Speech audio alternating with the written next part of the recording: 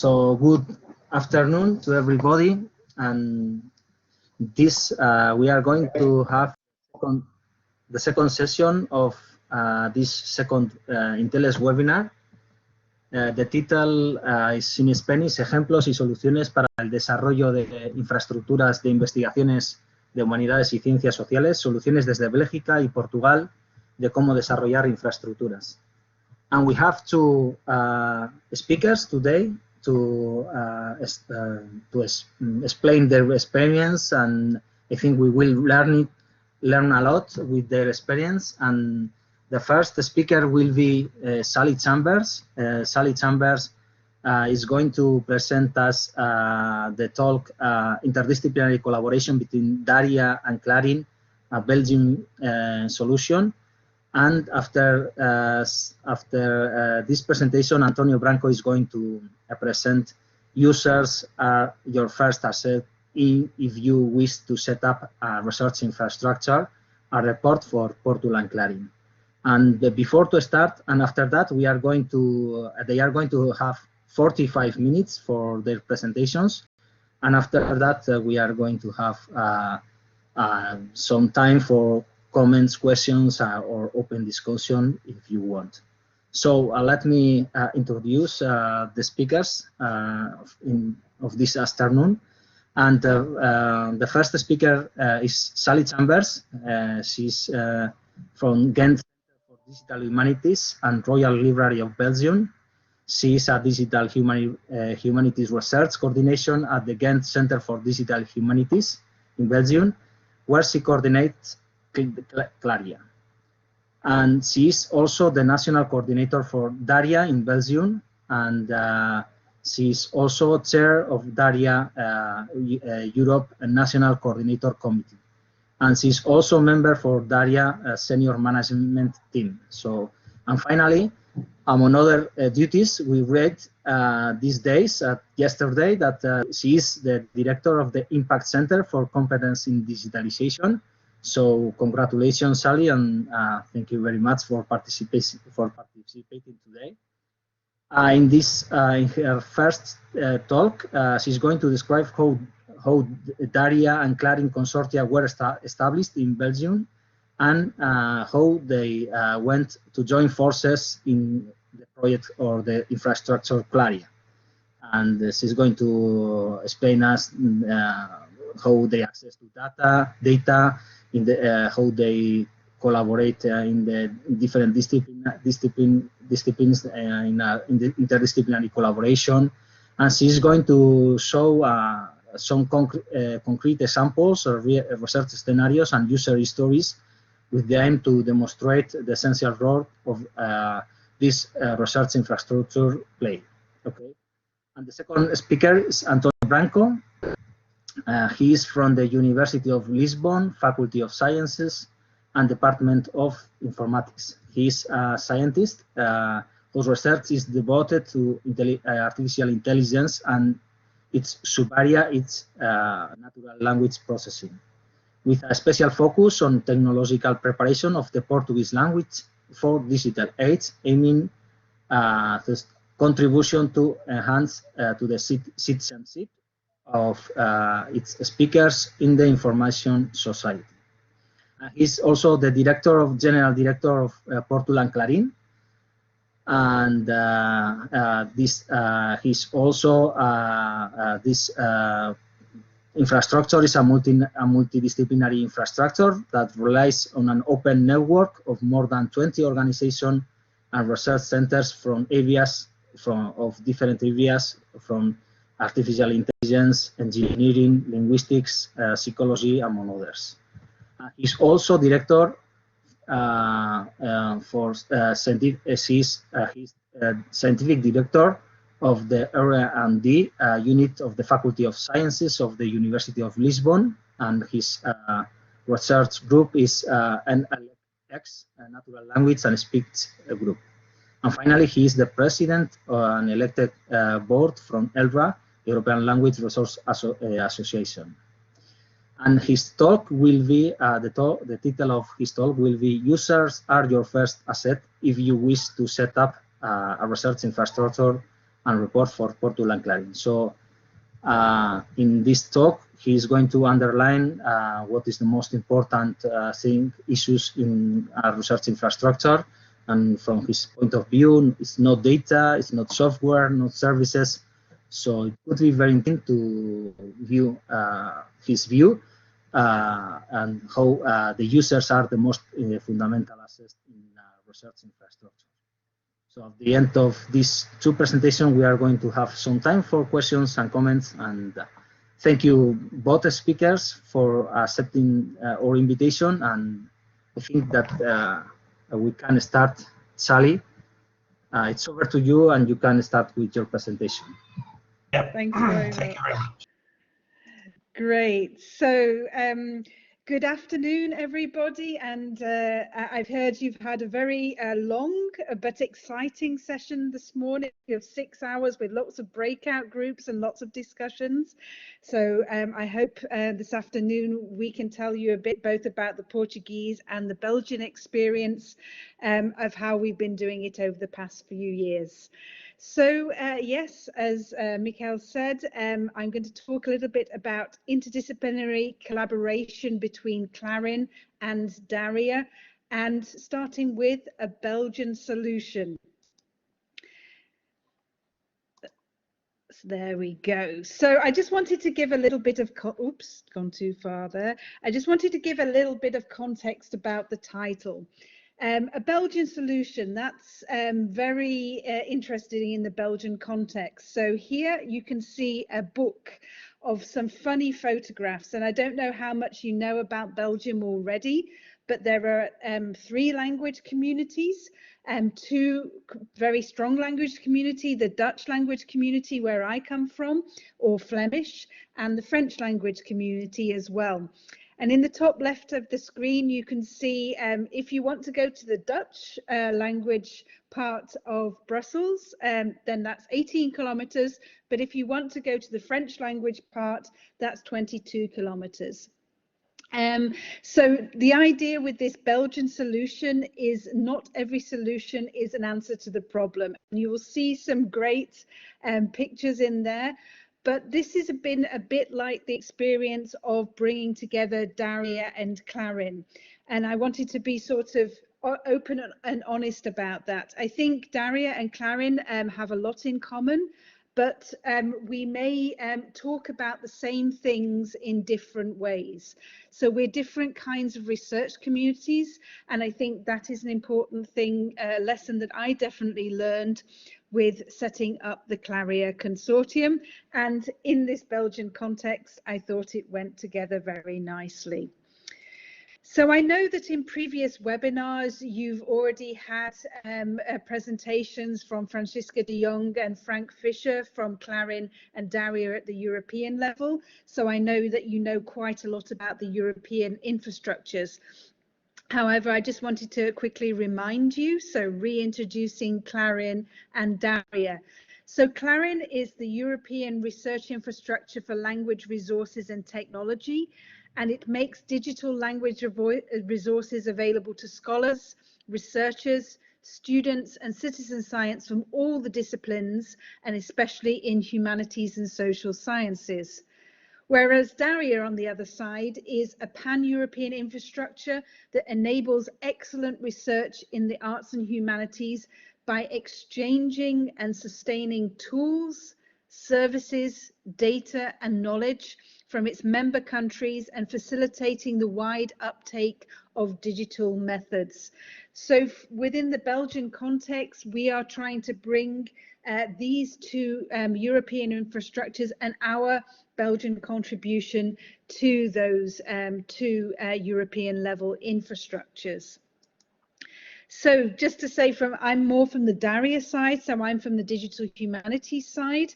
So I will talk a lot about CLARIN, but just to say that I'm not an expert in language technologies. And that has been one of the great things bringing the two infrastructures together. So DARIAH Belgium was established in 2014 along with the DARIAH ERIC. So I don't know, ERICs are European Research Infrastructure Consortiums, and they are legal entities at the European level. And both DARIAH and CLARIN are these legal entities, and that helps the sustainability of the research infrastructure. So in terms of DARIAH Belgium, Belgium was a founding member, and here you can even see the letter of agreement from BELSPO, that's the Belgian Science Policy Office, that manages the research infrastructure, Belgian research infrastructure contribution at the European level. And I think what is really important here is that having, and I'm sure already you've had many discussions with your ministries in Spain, but this is crucial that you have a good relationship between the scientific and technical level of your infrastructure and the policy level, who are actually going to be signing these letters. So a good collaboration is absolutely crucial. So here, going into a little bit more detail, this is from the DARIAH Europe website, and here you can see the Belgian page within there. So this is what I was mentioning here. You have the representing entity, BELSPO, or the Belgian Science Policy Office, and they have appointed Christa Loof, which is a colleague of mine, as the national representative of DARIAH at the ministry level within Belgium. And at the scientific and technical level, you also have a national coordinating institute, and that is our institute, the Ghent Centre for Digital Humanities at Ghent University in Belgium. And we have appointed me as the national coordinator. So these are official positions within DARIAH Europe, and if Spain were, which I very much hope so, were able to join, then you would need to appoint somebody from the ministry who would go to meetings twice a year and represent Spain at the European level, and you would also need a similar person at the technical and scientific level to be a national coordinator. Just to mention, if you can see on the slides, there are member countries that are full members of DARIAH, so they have, for example, voting rights in the General Assembly.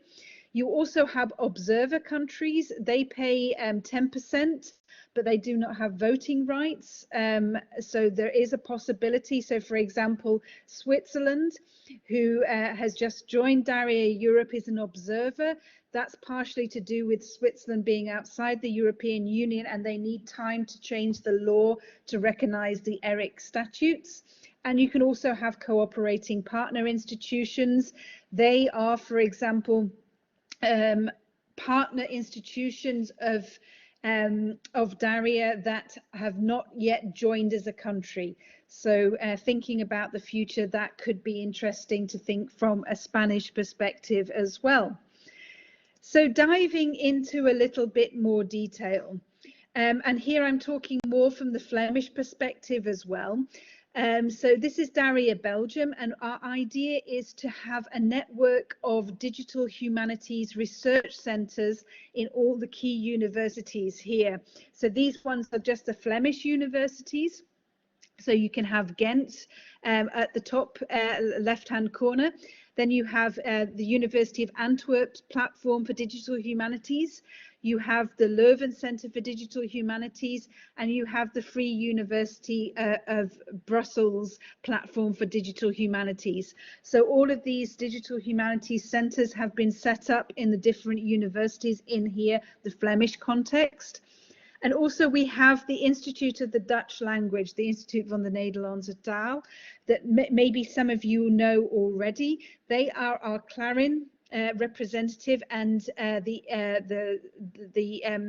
ENT, as we know it now. I was just thinking how to say that in English. The ENT is also a CLARIN B Centre as well. So they are the representative of CLARIN in the Belgian context. And here, this may be very interesting to note, the yellow thing at the top right-hand side. There is something called a roadmap, or a research infrastructures roadmap. and that is set up by the ministries. And these are the infrastructures that a particular country is interested in participating in. So as you may know, research infrastructures come in many flavors. And we're talking today about the two social science and humanities research infrastructures, but they come in biological sciences, medical sciences, physical sciences. There are many research infrastructures, and these roadmaps can be very useful to determine the ministry or national level priorities. So I don't know if Spain is already working on a roadmap, but as the social sciences and humanities, this is another reason why liaison with the ministries is crucial, to be able to make sure that you are on these research infrastructure roadmaps. So going down into a little bit more detail. So, and I will get onto the scientific part soon, but I think it's also important to know the policy and political context here. So within Belgium, and this is the big blue, dark blue line at the top, we have something called the SIS Infra SSH. This stands for the Social Science and Humanities Research Infrastructures Consultation Group. That's a very long title, but what it means is, and particularly in the Belgian Solution, we have many ministries representing the different communities in Belgium, but in this group, they come together and make the decision at the national level as to which infrastructures a country wants to invest in. So it's very important that you have good relationships with the people in those kind of decision-making bodies.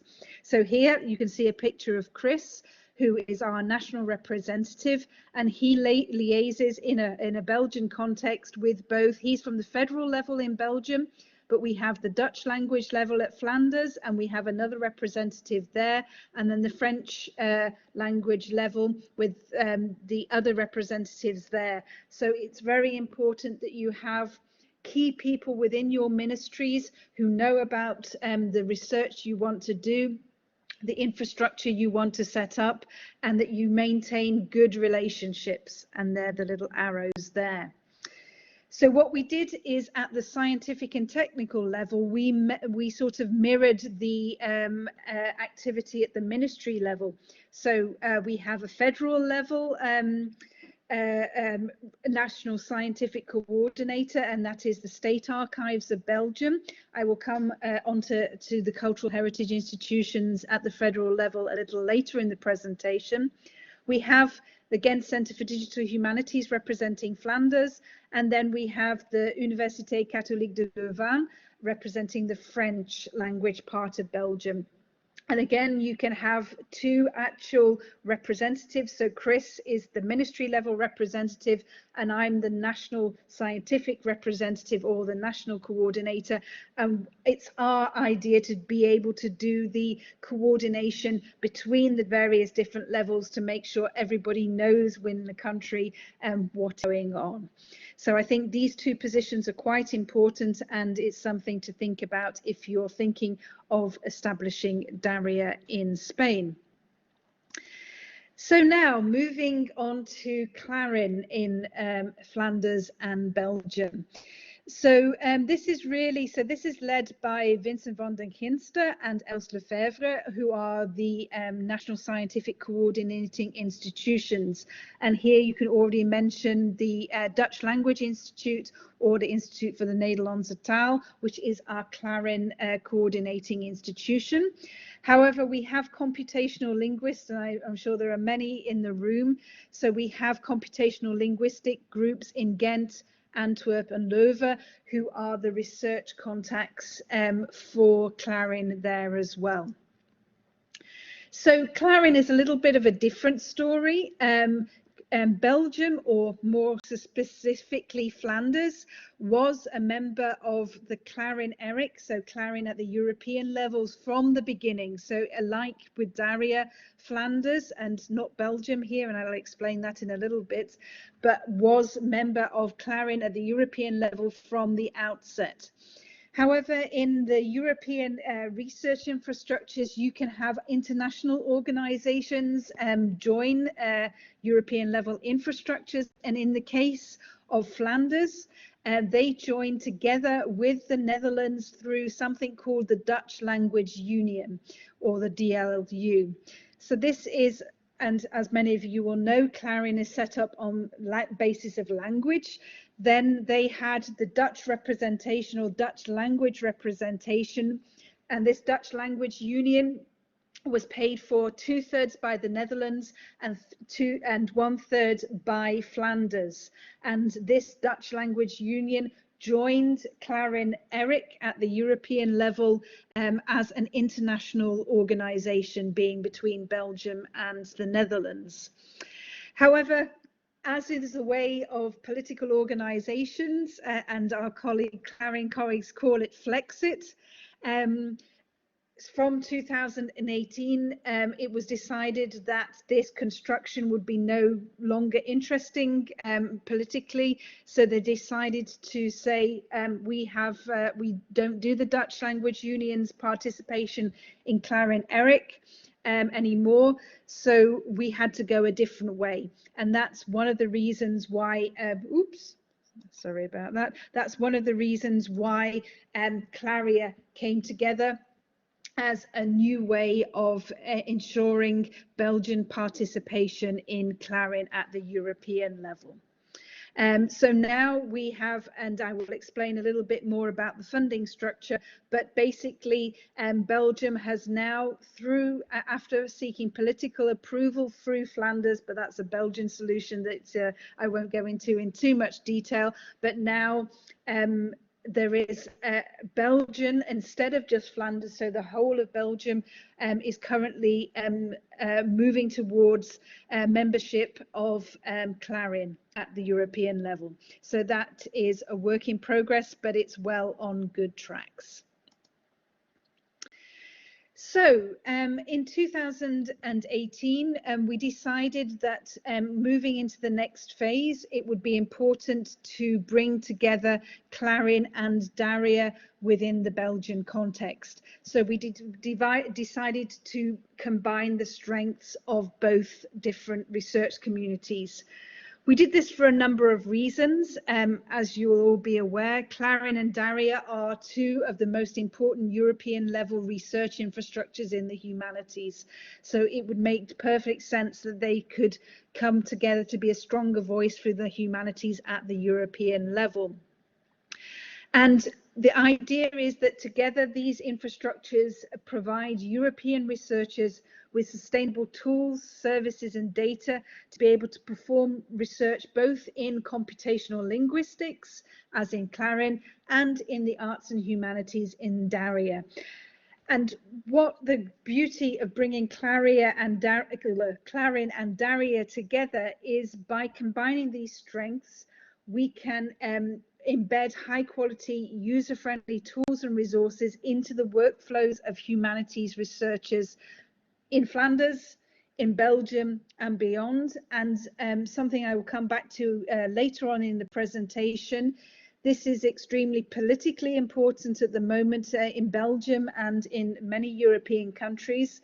By combining our forces here, this helped pave the way for Flemish and Belgian participation in something called the European Open Science Cloud, or EOSC, that you may already be familiar with. So I think here it's important to note also we have the S3 research infrastructures, CLARIN and DARIAH, and then we have the flagship European data infrastructure for research data, the European Open Science Cloud. So that's something maybe you can consider at the Spanish level as well.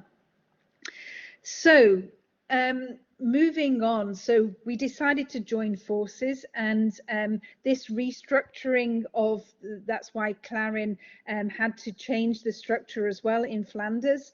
The Flemish Research Foundation Flanders, or FWO, is the Flemish research funding agency. And through various restructuring, they came up with a new funding program called International Research Infrastructures. And this is intended to fund participation, in this case Flanders, but you could see it also as national level funding in European infrastructures. So the idea is that from a national level, ministries help their researchers in order to contribute to research infrastructures at the European level. And this is the particular funding call that we successfully bid to. So it is a competitive call where we bid to create CLARIAH in Flanders. So what are we actually going to do? So the idea in this in CLARIAH Flanders is that we want to provide solutions for researchers in their everyday research work through this infrastructural offer. And in order to do that, we identified 3 infrastructural challenges that that were kind of everyday problems for researchers, and that the CLARIAH infrastructure aims to try and support or provide solutions for these infrastructural challenges, sorry. So firstly, I'll just mention the 3 key ones today, and we'll go into some, as Mikhail said, into some concrete examples of how this works in practice. So challenge 1 is data level access to digital resources, and that links through to what we call our service infrastructure components, or SICs, and then we have one related to DH research dataset aggregation, and this is one of the ones that I lead, and it's all regarding collections as data and access to digital resources. So the idea is to provide data level access to key Belgian resources, both cultural heritage resources, such as collections from national libraries, or archives, but also linguistic resources as well. And our aim is to develop sustainable data curation workflows and be able to engage researchers with the data once it's been made available. And a little later, I will talk to you a little bit about the DATA-KBR project, which is where we're working together with KBR, the Royal Library of Belgium, or the National Library of Belgium, in order to provide access to their digital and born digital collections. So that's our first challenge. Our second challenge was thinking about linked open data, and what we call it is our linked open data ecosystem for the humanities. So what I mean here is it's been fantastic. There's been so much work done around linked open data. However, if you think of something like geonames, or VIAF, or the ISNI that provides persistent identifiers, a lot of these are based on contemporary people, places, and also with other forms of cultural production. And we're often working in a historical context. So if you are sort of 3 or 4 centuries ago, or even further going back into antiquity, you need linked open data that is relevant for that particular time period. And a lot of the work that has been done is really for contemporary, and we need to go back in time. So for example, geonames is fantastic, but it doesn't necessarily provide persistent identification to a place that doesn't exist for already 1,000 years. So this is one of the kind of special humanities-based linked open data challenges that we face. So in this, we are going to create a linked open data linked open humanities data tool suite, and that includes something called an entity referencing toolkit and an LOD creation and publication toolkit. The idea is that researchers can come with their own data sets, and if they don't have URIs in order to provide linked open data, they can be created through the tool suite.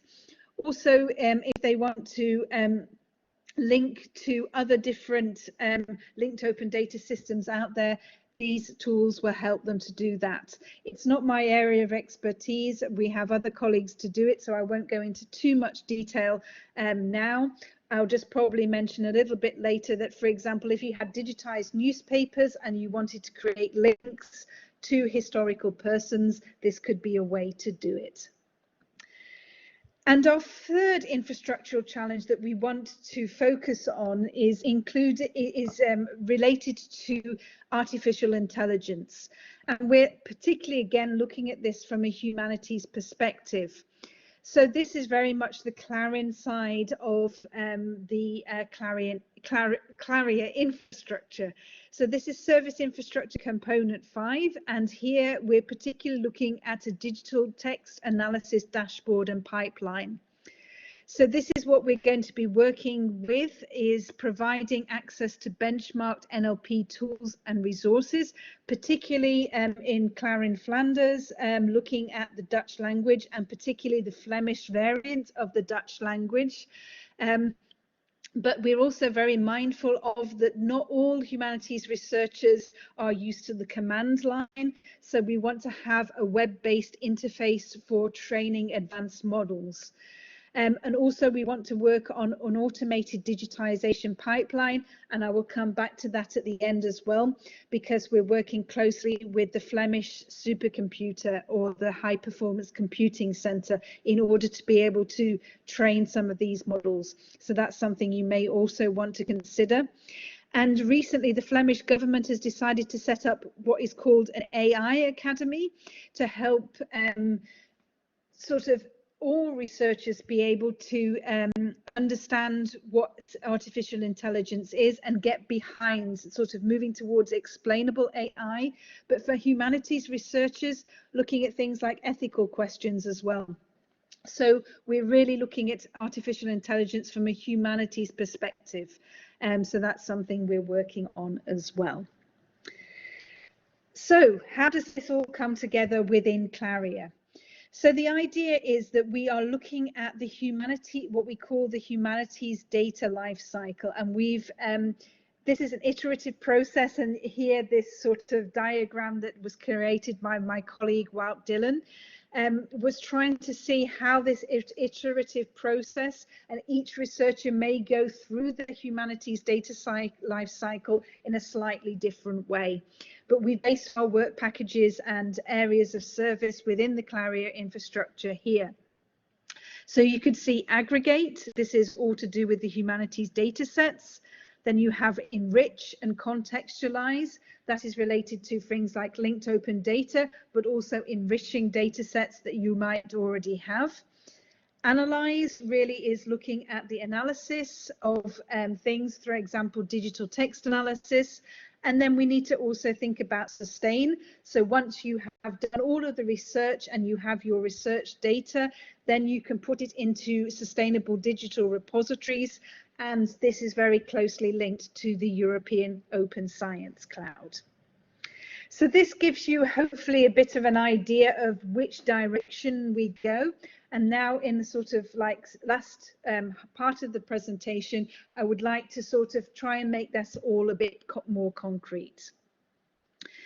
So because my area, as Michael has already said, is working with digital cultural heritage, I thought I would focus the concrete examples on that.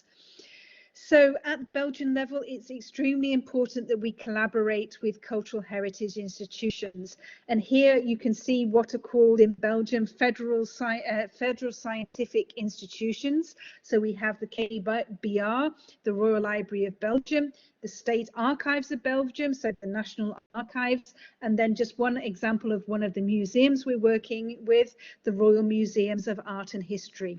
So we work very closely with these kind of cultural heritage institutions. But it's important to say that we're not doing this just on a Belgian level.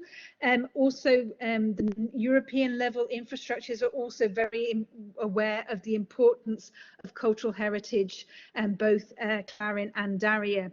So here we wrote a position paper last year called Cultural Heritage Data from a Humanities Research Perspective. And in this paper, we argued about the importance of preparing cultural heritage data so it is ready for humanities research. So this is an example of a paper that we wrote at the European level. Similarly, for CLARIN, from CLARIN, some of you will probably know there's something called the CLARIN resource families. And here you can see all types of corpora, lexical resources and tools that have been prepared by CLARIN at the European level, but of course they come from the national level CLARINs. And these also fit into the FAIR, findable, accessible, interoperable and reusable research data. So this is what they're doing at the European level in terms of data sets for humanities research. And just to give an example here, this is one of the CLARIAH projects, but it's more from the CLARIN perspective. This is called the Database of Southern Dutch Dialects, or DSDD. Dialect information is extremely important in the Flemish context and maybe also in the Spanish context. Here you can see a geovisualization of all of the dialect words across the Flemish Southern Dutch dialects, or the Flemish language region, for the word frog. And then you can see really here the language variation. And this is one of the infrastructural projects we worked with together with the Dutch Language Institute in order to make these corpora available for digital humanities research. So now moving on to a bit more my area of expertise, and I think I've got probably around 5 minutes left. Here we have something called our DATA-KBR-BE project, and this is a collaboration. It's led by the KBR, the Royal Library of Belgium, in collaboration with Ghent University, the University of Antwerp, and also the Université Libre de Bruxelles in Brussels. So our idea is to facilitate data level access to KBR's digitized and born digital collections for digital humanities research. Some of you may already know there's an initiative from the US called Collections as Data. And the idea behind this initiative was to really start thinking about how digital collections in, for example, libraries needed to be provided in a different way in order to be able to facilitate digital research. So in other words, we call it data level access, or providing access to the underlying files of digitized cultural heritage. So here, and I'll go on to the next slide because you can see it in a bit more detail. We've got something called Belgica Press, which is the digitized historical newspapers from the Royal Library of Belgium. Here you can see the De Standaard, which is a Flemish Dutch language newspaper. And there is a list of over 100 different titles that have been digitized by the KBR. But what we're really interested in providing access to the underlying files. Here you can see the XML files, the PDFs, the TIFFs, of the various different newspapers, and our idea is to get them from being buried inside a library to make them available as data sets that are easily ready for digital humanities research. However, we don't want to do this in a vacuum, so we want to make sure the data sets that we provide are useful for the researchers. So within this project, what we've got is 3 what we call interdisciplinary research scenarios. So we have one from history called Collective Action Belgium, which is led by the Ghent Centre for Digital Humanities, where we're looking at history of strikes and demonstrations as they've played out in the Belgian newspapers. The second one, led by the University of Antwerp, is called the Feuilleton, or the Literary Supplement in Belgium. That is looking at literary studies, and here in the middle you can see when the Belgian state was first set up, they published the first few pages of a novel there in the newspapers. So we want to mine that data from the newspaper collection to create a corpus of purely literary texts from the newspapers. And finally, we've got the third scenario is the history of Belgian journalism. So we're looking really from a media studies perspective, and we want to see who were the key players in Belgian journalism and various different political angles that they wrote. Which newspapers did they write for? Which political angles did the newspapers come from? So we're making sure that our data sets are very really tied together there and validated by the research scenarios. So some of you may know the International GLAM Labs community. So that's galleries, libraries, archives and museums. I know, for example, my colleague Gustavo Candela is one of the key. So I know there's already several people involved from Spain in this International GLAM Labs community. And also we prepared this book, so maybe have a look. And Gustavo told me recently that there is a Spanish edition of this book as well. But this book helps to be able to see how can we provide access to the data and how can we help people to analyze it. So some of you may know the GLAM Workbench, which was set up by a historian based in Australia, Tim Sherratt, and these are the ways in which you can use Jupyter notebooks in order to explore some of these digital collections. So if we've got collections of data, we've got the library and GLAM Labs, and we've got tools such as Jupyter Notebooks. We can bring all of these humanities data sets together in order to enable digital humanities research. Great, and Mikkel has put the link in the chat, which is brilliant. So within the Belgian context, we set up something called the Digital Research Lab, and this is a lab for text and data mining research on KBR's digitized and born digital collections. So that is a collaboration between the National Library and Ghent University. And our idea is that through this collaboration, we can help researchers to use the collections that we will provide access to through DATA-KBR. But what is extremely important is interdisciplinary collaboration. Just going back to the title of this talk, working together with data scientists is absolutely crucial. So, for example, we've been working with ID Lab, who is the data science lab of Ghent University, to do things such as document layout analysis. So here you can see their pipelines of how they take the digitized newspapers. They use various different techniques in order to extract the various articles and then cluster them together within a data science perspective. And here you can see, and you can, we'll share the slides afterwards, but they've already created a demonstrator of how they can do image clustering. So for example, they've extracted the images from the newspapers and how they can cluster similar images together, how they have automatically identified the articles, and also how they've linked through. So if there's historical persons within the digitized newspapers, they've created links to linked open data. I think I need to speed up a little bit.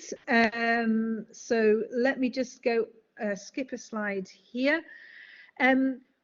We've been working, and as I mentioned, Gustavo Candela and his colleagues from the University of Alicante have done a lot of work related to collections as data. So they've taken the United States initiative and understood how we could put it into practice.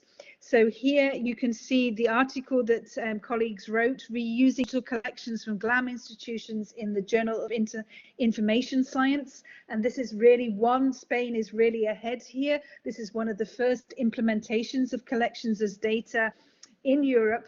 We are going to see if we can apply this to the Belgian context. So here on the right-hand side, you can see a workshop where we had the ICT team of the National Library, we had the head of digitization, we had the newspaper curator, and we had all the researchers that want to do this all around the workshop to see how we can implement that there. And just speeding up a little bit, I thought I was warned I had probably too many slides here. I would just go quickly through some of these last ones. Digitised cultural heritage is very close to my heart, but we also have other types of collections, such as the Belgian bibliography. So this is the metadata related to publications in Belgium. And we also have born digital resources, such as web and social media archives. So I don't know in Spain whether you've been also doing web and social media archiving. In Belgium, we've had two projects, one called Promise, looking at how we can sustainably archive Belgian websites, and the second one that is running now, how we can sustain social media websites. And this may be particularly of interest to the CLARIN community, as well as a lot of research is done around social media archives. So our idea is to also harvest both the websites and the social media archives and provide born digital collections as data. Here you can see some examples of how these are mock-ups at the moment of how we might provide access to Twitter accounts and comparing, for example, Twitter with Instagram, or we might provide downloads of various different Twitter accounts that we've collected with their tweet IDs or Instagram, and we can provide access to the born digital collections at that kind of level, as well as the digitized newspapers. And one thing that is also happening at the European level is something called the Heritage Data Reuse Charter. And this is an initiative where CLARIN and DARIAH, but also Europeana and, for example, Archives Portal Europe, are working very closely together. And this providing access to these heritage data sets is not easy. And this is the idea, is to try and make this workflow a lot easier. So who is the contact person? How do you access this data? What are you allowed to do with that data? How do you cite that data? How do you enrich that data? And ideally, how do you feed those enrichments back into the cultural heritage institutions? And how do you provide interlinks? And this is all very important for the European Open Science Cloud. So I don't know how much you know about this already, but it's also called EOSC. Here you can see the Flemish version of this. And if I just maybe skip through to this slide here. So the Social Sciences and Humanities Open Cloud is kind of the SSH, the Social Sciences and Humanities version of the European Open Science Cloud, but also at the European level. So infrastructure such as DARIAH and CLARIN, but also some of the social science ones like CESTA, SHARE, and ESS are working together. And I think one of the very, very interesting things here is called the marketplace. And here you can see an example of the marketplace that will be launched at the end of this year. But this is how we can start capturing humanities workflows. So if you think of all the workflows that need to happen in order to provide access to the data sets, to enrich them, to create links, then to make them available as research data, we want to capture all of these workflows in something called the SSHOC marketplace. So I'll provide access all to the data, the slides later, but maybe just one thing to point out is we've also got, in terms of providing a trusted digital repository for the research data at the end of the process, we've got, and this relates to CESTA, this is the Consortium of European Social Science Data Archives. So like DARIAH and CLARIN, this is a more social science orientated research infrastructure. They have a trusted digital repository. And I've just got one example here. This is from our colleague from Jason Jongepier. He's a postdoctoral researcher in terms of geohumanities, and he's been creating 16th century Low Country shape files.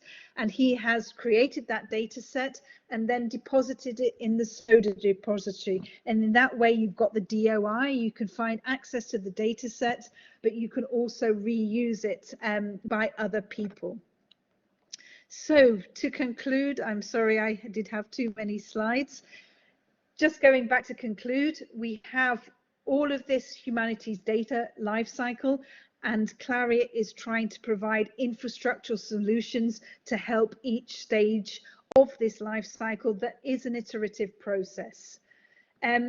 Just to give you one real example of how this all works together, this is from a project related to legal texts from the 17th century. So here on the left-hand side, from the State Archives in Belgium, you can see some handwritten witness testaments related to court cases back in the 1700s. These have been made available by IIIF, the International Image Interoperability Framework, via our platform called the Corpus Management Platform, or locally known as MADOC. Those need to be converted to machine readable text. We can do that in two ways. One, through our crowdsourcing projects, where we actually ask volunteers who can read these 17th century texts in order to be able to crowdsource and transcribe that information. But we can also work on handwritten text recognition, where we can train models of artificial intelligence to, as far as possible, read that text that can be corrected manually by experts. Once that text is available, we can do various different types of textual analysis, such as named entity extraction, social network analysis, or even sentiment and emotion mining. And just finally, this is something that is very exciting, and I hope this would actually happen. This is what the CLARIAH infrastructure should look like as the overall. So we have what we call humanities research data providers, such as the National Library or the State Archives. We make their data available as collections as data through the Ghent module here, where we have secure access to that data, so we can also take into account any data that is still in copyright. If we have computational linguists or other data scientists who have high levels of digital literacy, they can work on the high performance computer in order to train AI and different models, in order to train, for example, this handwritten text recognition models that can be trained on a high performance computer. However, there are many humanities researchers that are less digitally literate, so we can use things such as Jupyter notebooks in order to provide a sort of low barrier access to the data sets from the cultural heritage institutions, or the CLARIAH, like the CLARIN resource families, the linguistic data sets that have been made available. Then we do some amazing research, and we publish our findings via the Flemish Open Science Board in the European Open Science Cloud. So this is our vision. This is where we're working hard to go to, and I hope this will be inspirational for the Spanish context. Muchas gracias. Gracias a ti, Sally. Thank you very much. It was very exciting, and I think that we learn a lot with different examples, and we can see more use case about DARIAH. So, Antonio, I think now it's your turn. Are you going to share some PDF or some slides? Yeah, please, whenever you like, Antonio. Okay. Good. So, good afternoon to everyone. It's a great pleasure to have been invited to this meeting of my colleagues and very good friends of Spain. Since we started working on the Portuguese node of CLARIN, it went already some 15 years, all right? So when I was invited to come here and talk about our experience, I was kind of daunted because 15 years is really a lot, and it's really hard to really report on all the issues, all the things that happen in this long way. But then after thinking a while on it, I thought I could really distill in a useful way for you, since you are trying to set up the Spanish node of CLARIN. I could distill to you the key lessons that we learned. And basically, I realized that the key lessons that we learned had to do with the users and how to accommodate, how to handle, and how to respond to users' needs, interests, and ambitions, say, and goals. So I realized that I should talk then about how we relate, how as an infrastructure we relate to the users, to our users. And rapidly I realized that in fact users are our first asset, in fact. And this became very clear since the very beginning, because in the very beginning we addressed, we had the meetings and we addressed our funding authorities, our scientific agency. And the first task in the very first meeting we were assigned was this. Okay, if please organize a workshop with the whole community that will show us that there is a community behind this need of having an infrastructure for the science technology of language. And this was our first duty, and we organized such a workshop some 10 years ago, where we had the pleasure of having Nuria Bell as one of the invited speakers at that time. So at that time, it didn't exist yet even the ERIC, it didn't exist even yet the CLARIN, the European CLARIN. It was just a project. And then from that point onwards, we created a more and more close interaction with users, and we gathered a number of lessons that I'm going to try to report on and to pass to you. And then after that, I'll be very happy and available to talk with you and discuss with you any detail that you may want to see, either related to users or related to any other aspect of our experience concerning CLARIN. So I should move on now, and so I think I could say that the portal and CLARIN is user-centered by design, okay? Because users were involved right from the beginning, as I told you in an initial workshop, and since then we kept them always involved in the implementation of the infrastructure. So we went through several stages, and one of the last stages was a 4-year implementation project. And these colleagues that were in the initial workshop and many others that joined after were implementation partners. So they were partners in this implementation project. So they took a role, they had tasks, and they contributed to the implementation of the infrastructure.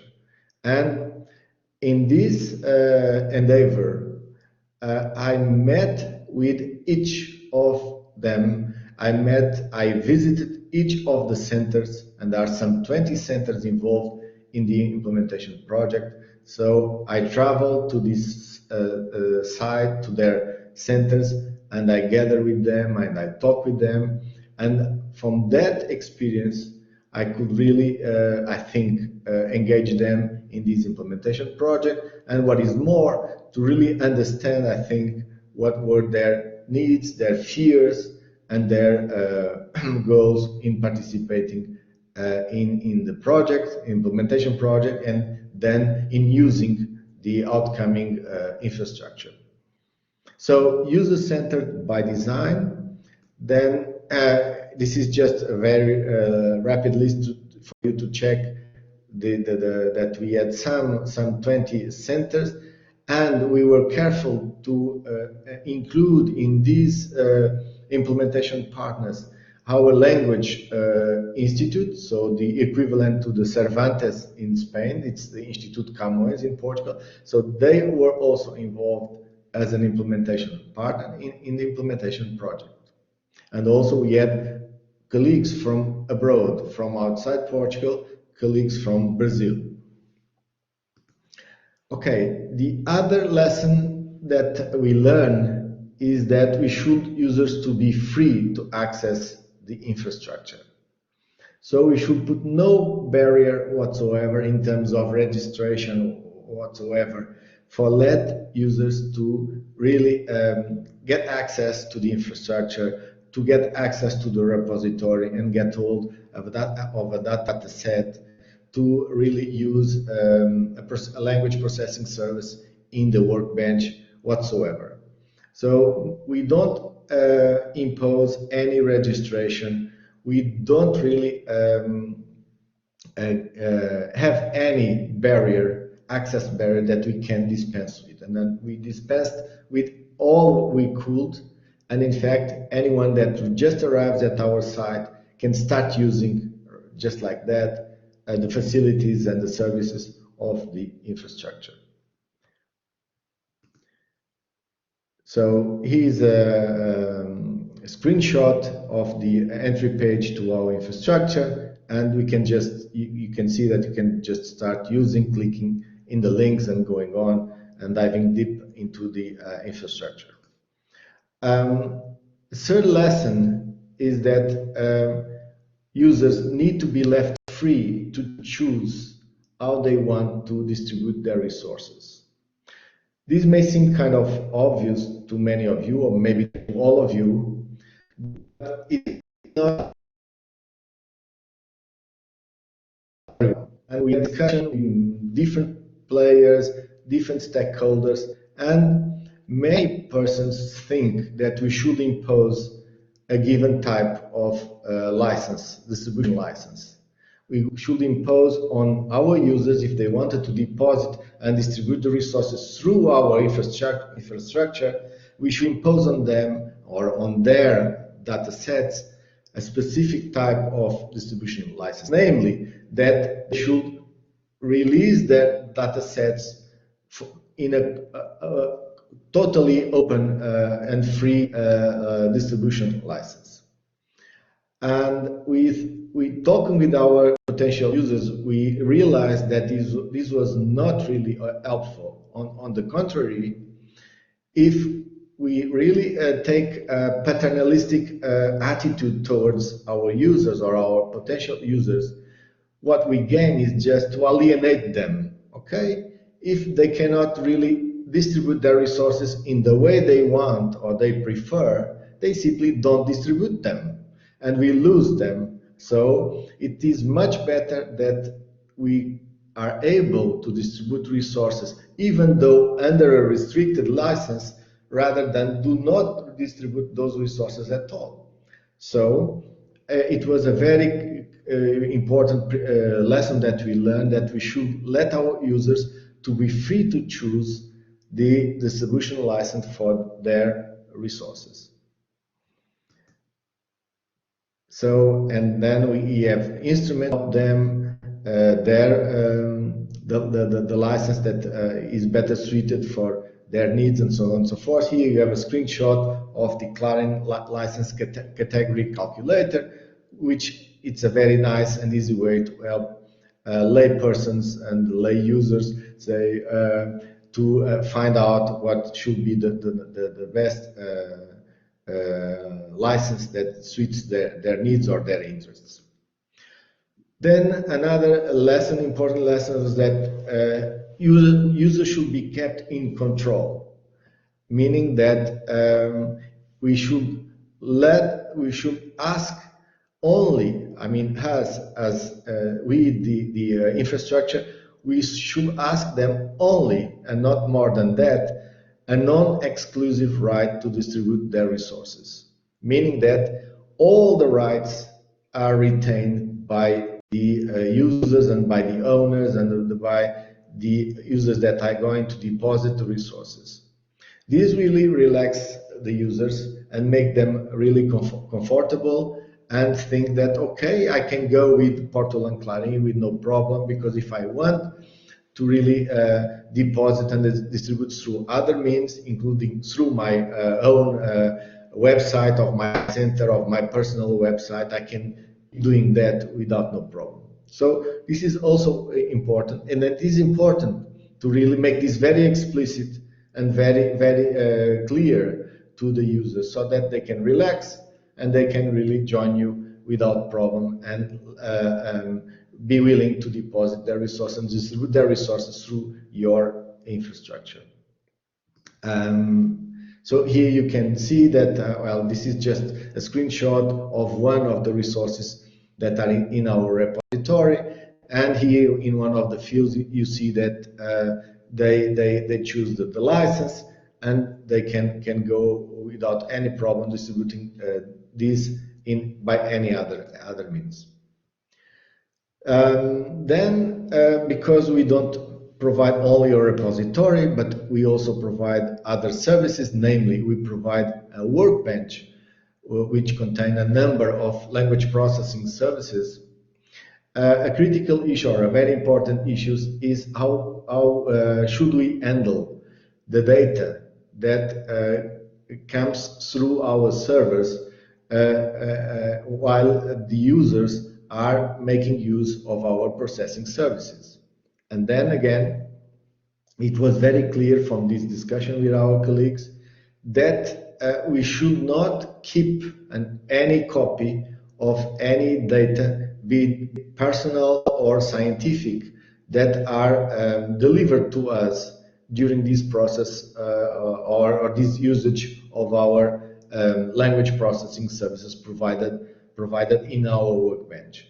And again, this needs and should be, and it is in fact in our case, made very clear and very explicit that we have this commitment that we don't keep any copy of the data of our users. Okay, of course, we keep the data sets they deliver to us and they deposit with us to be distributed, of course, but that's with their consent and their willingness.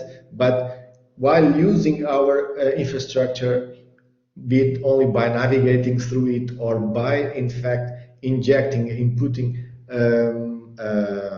text files to be processed and then to get the results of this processing, we don't keep any copy after having done the job for our users.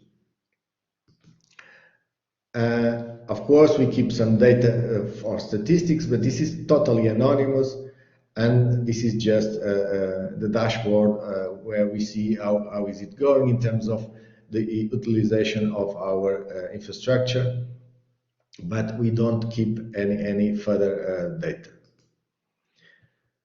Then another lesson that we learn while talking with our colleagues before the implementation project and during the implementation project is that users should not be outrun by the infrastructure. This is perhaps one of the most critical aspects, because it was not easy to understand that.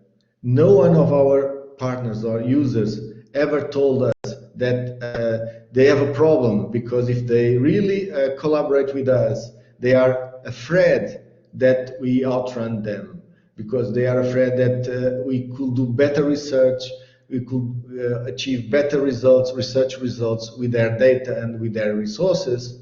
So they should better not really team up with us, the infrastructure. Though they never said that, here and there we start understanding that many of the reticences, the difficulties that they were finding and they were asking about really had the same deep root, and which was that they didn't want to be seen, to be outrun, and to see their resources, their strategic resources being used by others, especially by the infrastructure, to do more to achieve results, or to attain results faster and than them, and then overrun them. So it became clear to us that we should be explicit, and we are explicit, that the infrastructure does not do research. Okay, we don't do research, and we clearly say this clearly to our users. We support research, we do not do research. And I think it is a mistake that we can find sometimes in other nodes of CLARIN or in other infrastructures, where the infrastructure somehow assumes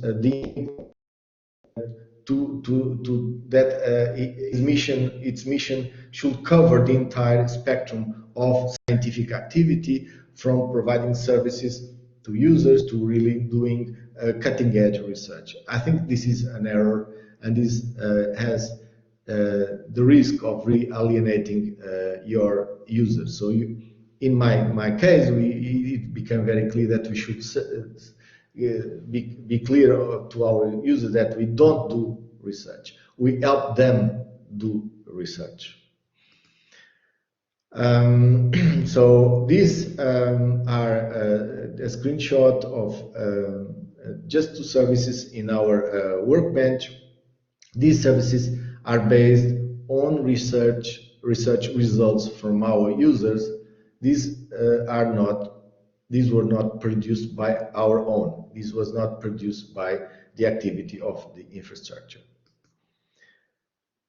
Then another important lesson, that users have to trust you, and for that they also need to know that they can count on a reliable infrastructure. And this implies that you need to have, and you need to let your users to know about that, you need to have a data center supporting your activities, a professional data center supporting your activities. Your users should know that you have a management team dedicated, professionally dedicated to really run the infrastructure. Cannot be on a best effort, cannot be part-time of some other activities that we usually have many as research and teachers in the academy. So they should know, and we should have, and they should, your management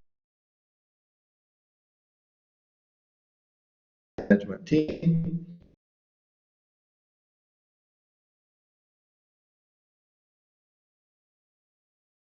level, international level, and so on. So in a nutshell, they should know that they can count on a reliable infrastructure. They also, it is important also that they know they are supported. So they are not at lost when they enter the infrastructure. If they need help,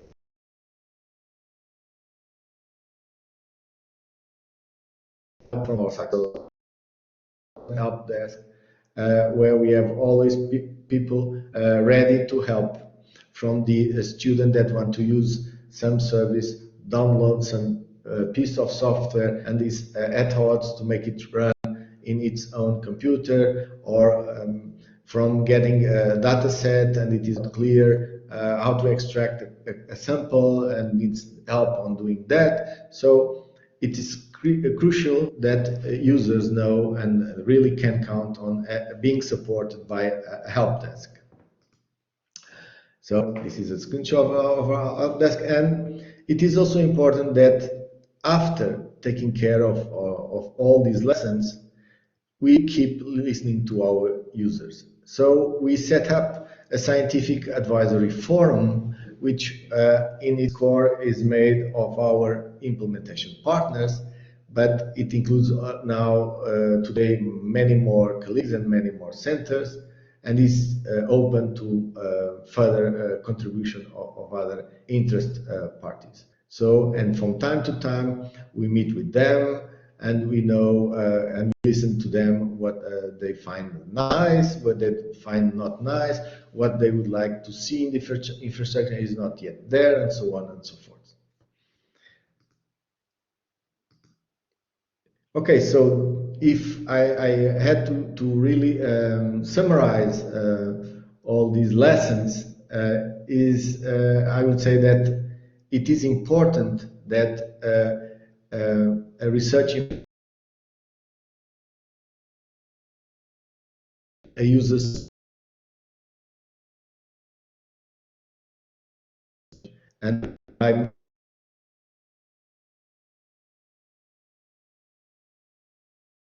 really taking care of all these.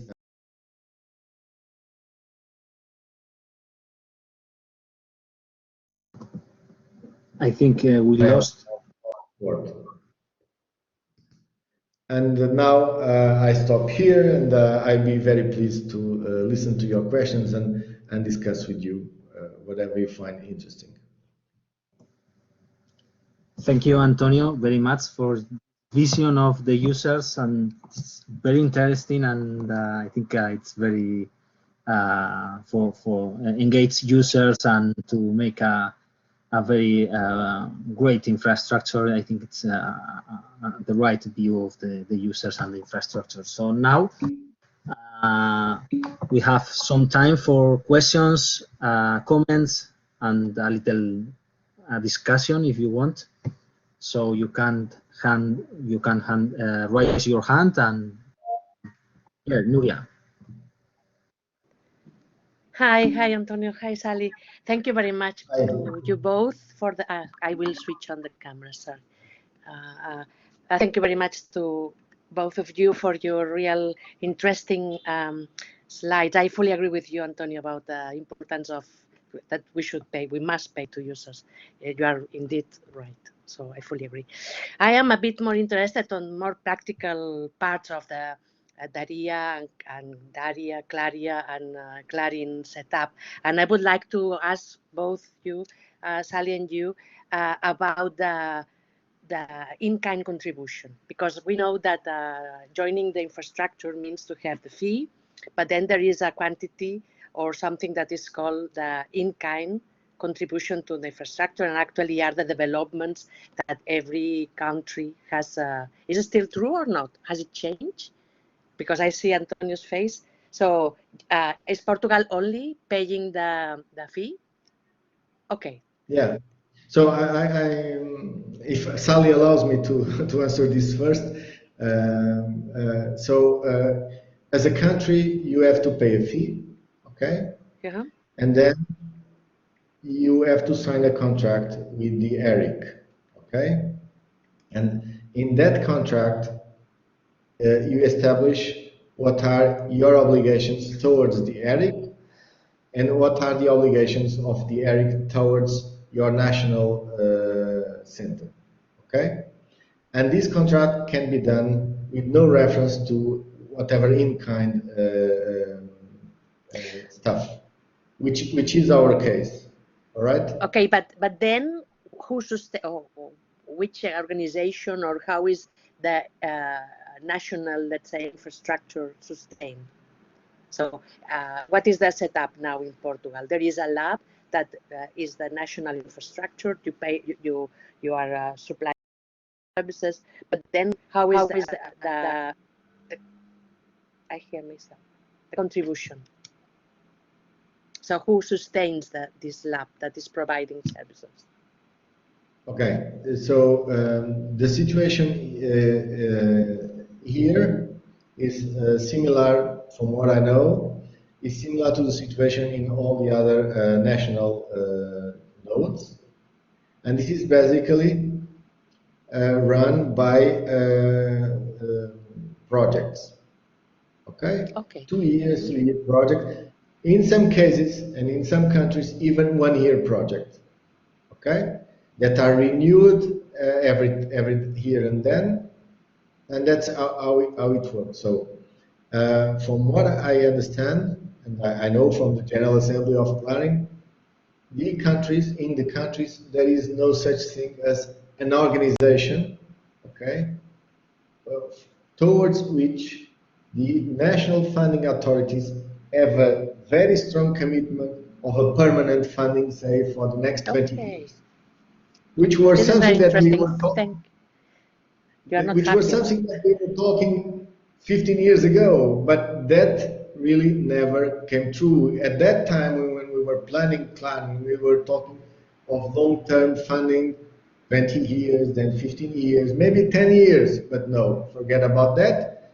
The funding agencies are treating infrastructures like they treat any other research project in a time frame of 2 years, maybe 3 years at most. Oh, great. This is very good to know. Thank you very much. Yeah, it's a pity because I agree with you that it should be otherwise, but it's very good to know how it is. Is this the same in Belgium, Sally? Thanks very much for this question. It's very interesting. So maybe I can answer it at a number of levels. So in DARIAH, in-kind contributions is necessary. It is challenging, and the meeting before this we were looking at it in detail at the European level again in terms of service provision. So it has been to a certain extent an administrative exercise. So in DARIAH you need to pay a certain amount of money that's around 10% cash that often comes from the ministry, and then 90% of the budget, which is based on GDP, comes from in-kind contributions. And how the institutions fill in their contributions depends. So it can be a large number of activities. So if you're, for example, a working group leader in a European working group, that can contribute as an in-kind contribution of staff time towards that. Sustainability is a different issue, and yes, so many research infrastructures are funded on project-based funding, which is a bit crazy. However, that's why the roadmaps are important. So I think Belgium is relatively good in terms of trying to move towards a more sustainable model. So I think by the time we'll have finished, we'll have had 15 years of funding, something like this. However, what we're trying to do is to what we call institutional embedding.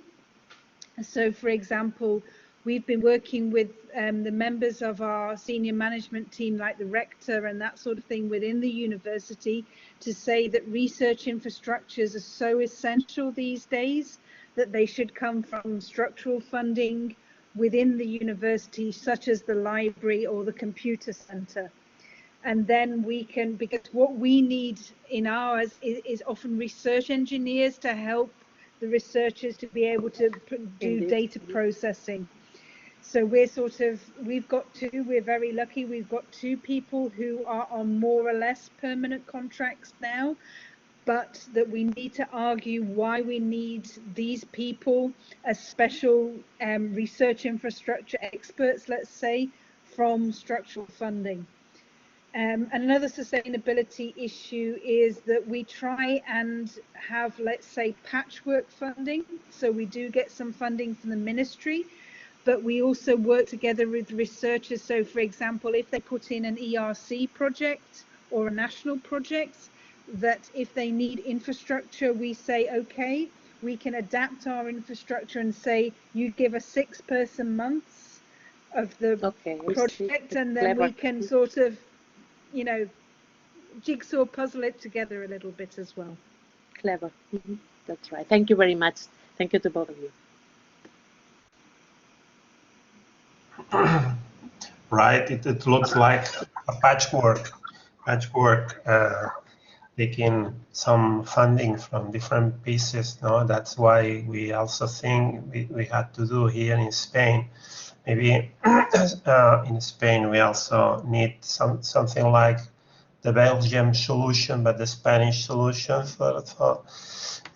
because we also have different language communities and different cultures, and also share many things. So it's quite a complicated country, so, and also big country. So in some sense, it's quite big, and have many different actors and and possibly we have to convince and also to move on to aggregate all these people and all these entities towards the same goal, which is always difficult. Also, including the local authorities. I mean the regional authorities here, which also has competences in language and culture.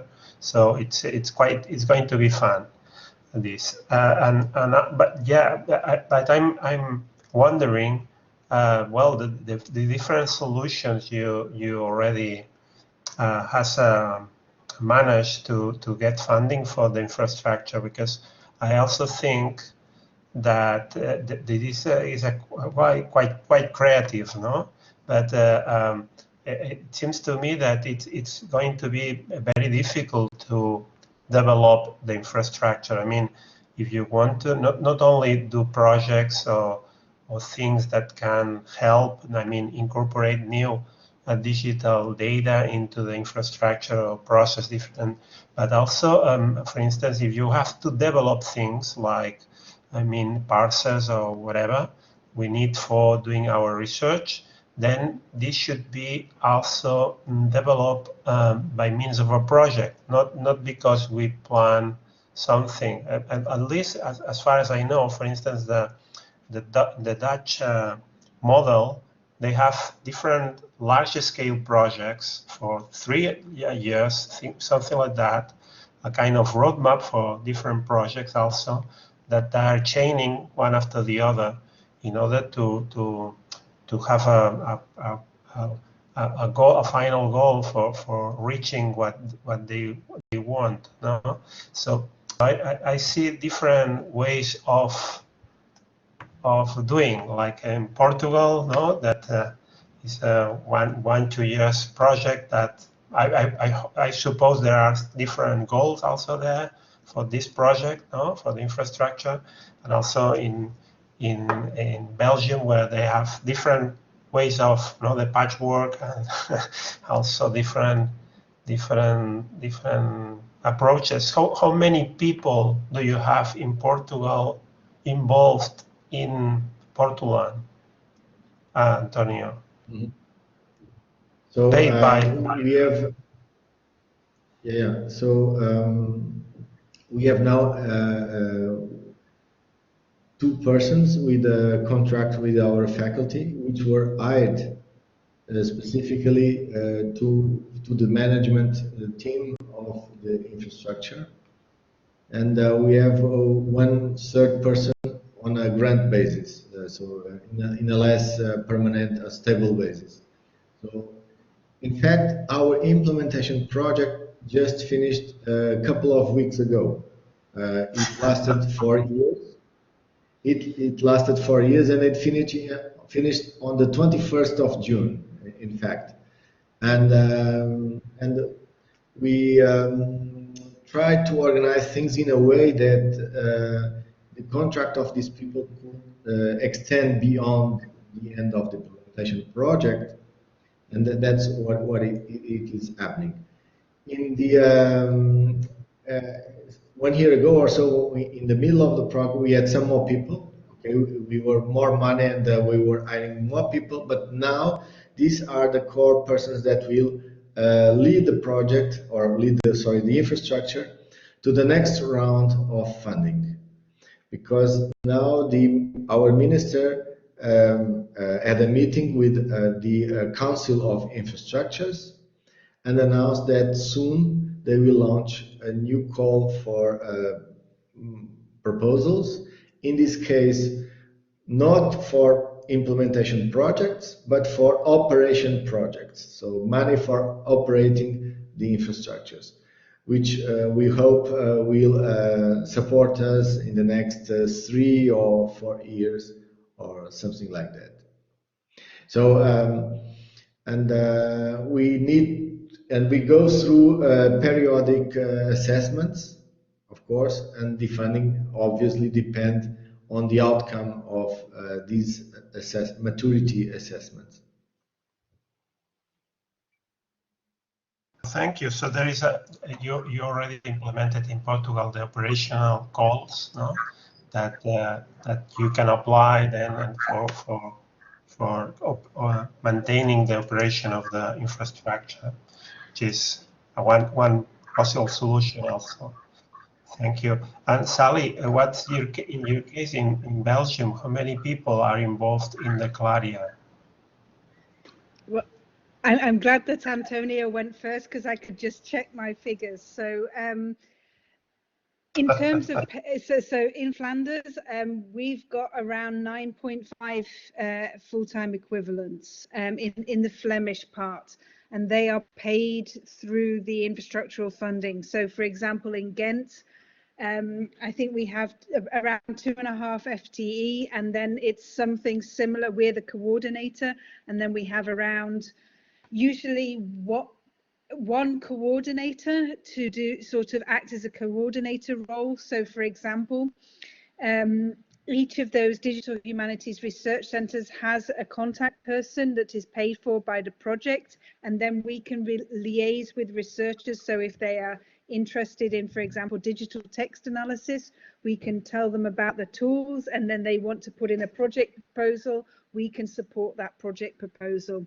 And then the other funding goes to technical staff to be able to be research engineers in order to build the infrastructure. And then we work together, so these aren't funded through the project, but we work together with the university libraries and data stewards regarding research data management. So that is more the Flemish things, but because we have a lot of affiliated projects, it's difficult to say exactly how many, but they're the ones paid by the actual money. And what was the other thing I wanted to say? One more thing, and it's just gone out of my head. Sorry, no, I can't remember. Well, that's very good information. I think to know a little bit the volume of the things that are running outside, and see how they go and how they can what we can think, and which are the instruments we can use for convincing the national authorities and also regional authorities here. Sorry, Sally. I remembered what I wanted to say, and I think Antonio's presentation put that very well. The user is central, and I think now as we're coming into the end of the operational phase, end of the implementation phase at the end in 3 years' time. So we're still in the second phase of implementation, but we don't call it users within DARIAH. It's a research infrastructure for researchers by researchers. So it's slightly different, but it's the same thing in some ways. We're wanting to reach out to research groups. So this is the way. So I had that question in our evaluation: how many users do you have? So we try to reach out with research groups we want to collaborate with. So for example, the ID lab, which is the data science in the Ghent University. So we work with this research group, and then we put in other proposals together with them to develop various different things. So if we can reach out to the research groups and really establish interesting collaborations from a research perspective that have an infrastructural component, then we can do it that way as well. And that helps the sustainability, because if there is interesting research questions for both groups, and that's interdisciplinary, so it's like historians working with data scientists, then we can come together and then put in either European project proposals or national ones to help the patchwork sustain in the long term as well. Thank you. I don't know if Dolores, yeah.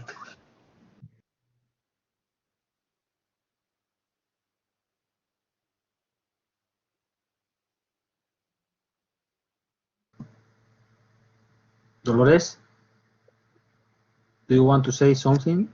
Yeah, I think you have to put it as a presenter. If not. Sorry. Yeah. Sorry.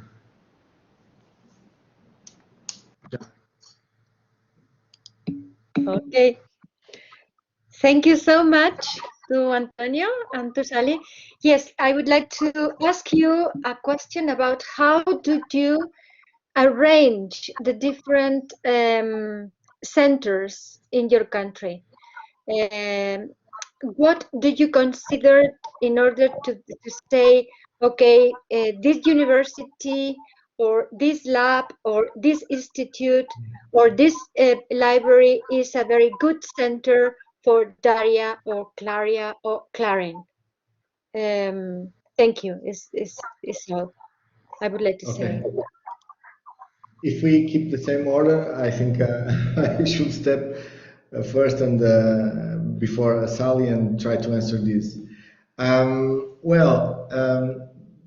Your question has an answer at two levels. One is thematic. Okay, what is the research areas that we considered? And in that case, we consider all research areas related to the science and technology of language. So we contacted centers from psychology, linguistics, artificial intelligence, electrotechnical engineering working with speech processing, history, and so on and so forth. So we try to reach the broadest range of scientific domains. The other level of answer is institutionally, who should we address the invitation to become an implementation partner? And that was kind of solved for us by our funding agency, because when they asked us to organize our first workshop, they clearly indicated that what should count as a research center is a research center funded by the funding agency. Okay, so they wanted to see in the workshop and in the implementation project research centers that are supported and funded by our national funding agency.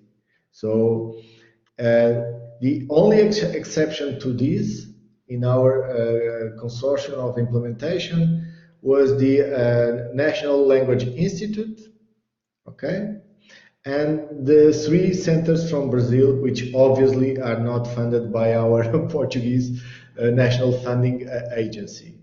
So, and this way, our funding is solved as a big problem, because then if someone comes to us and say, oh, I feel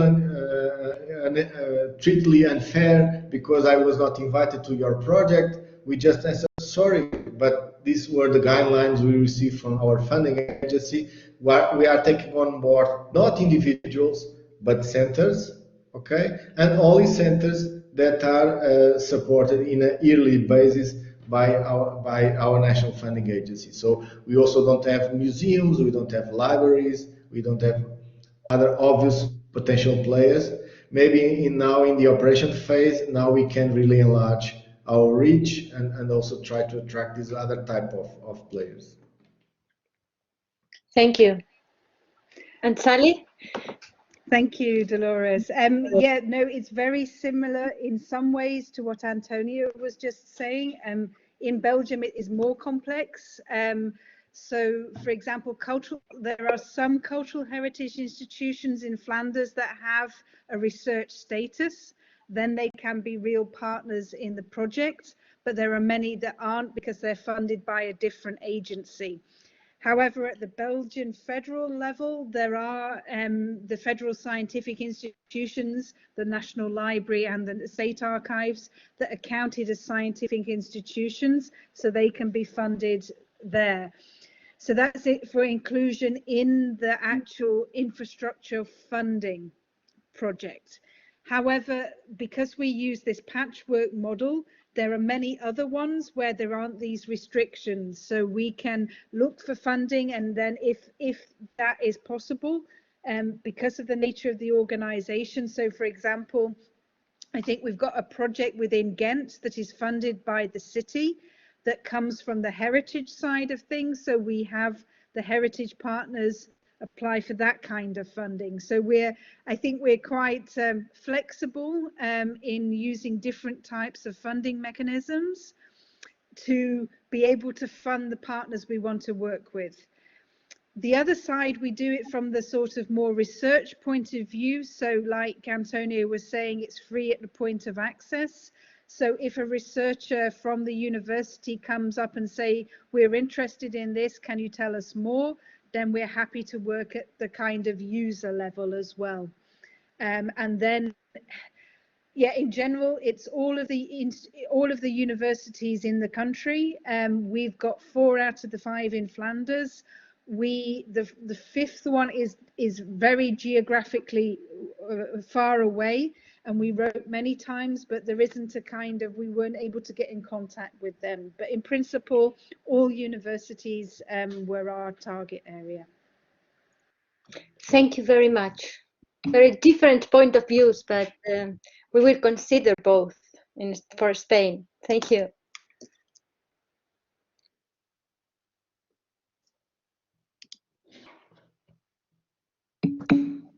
We have, I think, that one room for one more question if you want, or we can finish. And thanks to both speakers. Is any question more? One question more?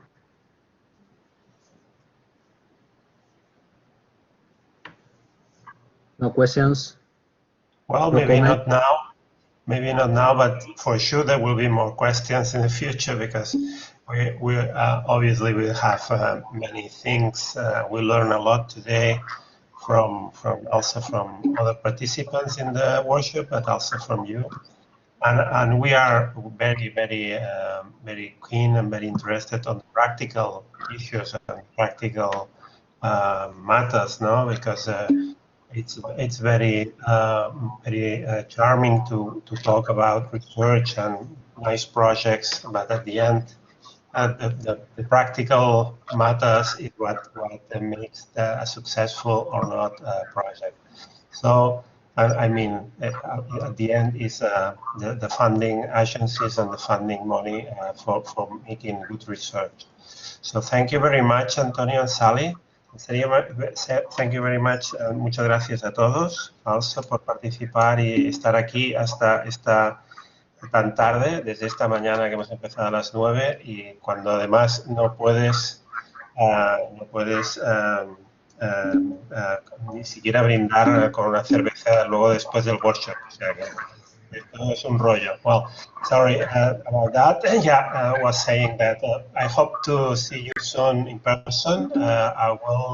It will be very nice to invite you both again next time when we will able to do that, and to share in person the experience of CLARIN and DARIAH, and possibly CLARIAH also in Spain. So thank you very much, everybody. And I don't know if Miquel or Nuria or Dolores wants to say something else. No, thank you very much, Antonio, and thank you very much, Sally. It was a pleasure, and we will be in contact for in the future. So thank you very much. Thank you very much. And if there are questions, yeah, please feel free to get in touch.